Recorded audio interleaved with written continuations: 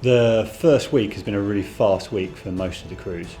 There has been the inevitable shock for many of them, and there were a few wobbles, lots of people requiring reassurance, a few people making inquiries about getting off the boat, realising that actually this is such a huge undertaking that for some people it's almost too much. They've had some pretty tough weather fairly early on. A lot of them got turned, a lot of them had time on power anchor, which has added to the seasickness, the sores, the knocks, and it's been pretty tough and pretty grueling for them.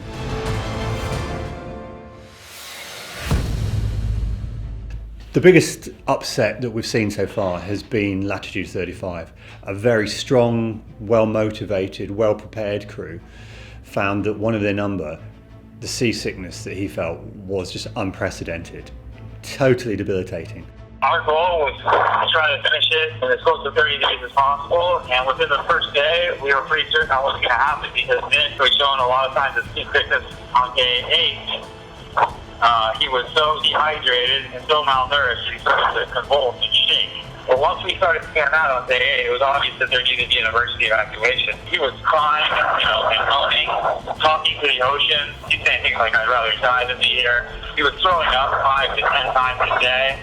So we had to anchor the last 2 days while they caught up to us.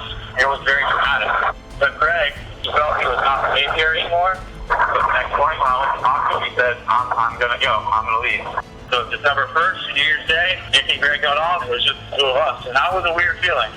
To know that we were only 600 miles into the race, rowing a boat that's supposed to be manned by 4 to 5 people with only 2 people. I mean, if this was easy, then more people would do it.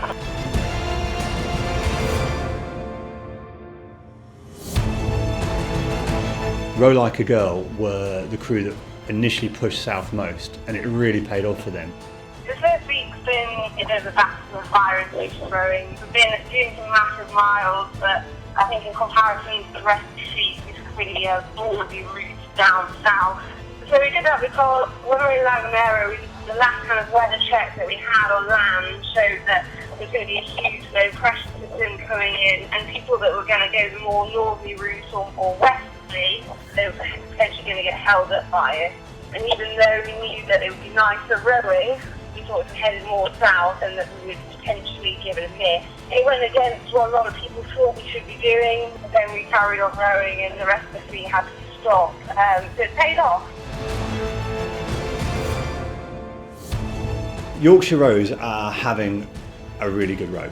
Despite their seasickness issues, they're doing really well. Well, the first week for me, looking back, I don't know how I got through it. It's really difficult being in this environment. Rowing is the easy bit. So I started feeling sick early on, and that lasted for about 3 to 4 days of just being sick every half hour. But I was determined not to just lay in a corner until it had gone away. So I basically did all my shifts almost every 2 hours. I would never have got off the boat. Greg, one of our solo South Africans, is having an epic row. The first week has been quick. We've had some really good falling winds, but with those winds, those pretty big seas, with that came capsizes. The first one wasn't too big a deal. I was in the cabin. Each one was a bit more exciting, where you just got taken out by a big wave, ended up smacking one of the oars on the way overboard and breaking that.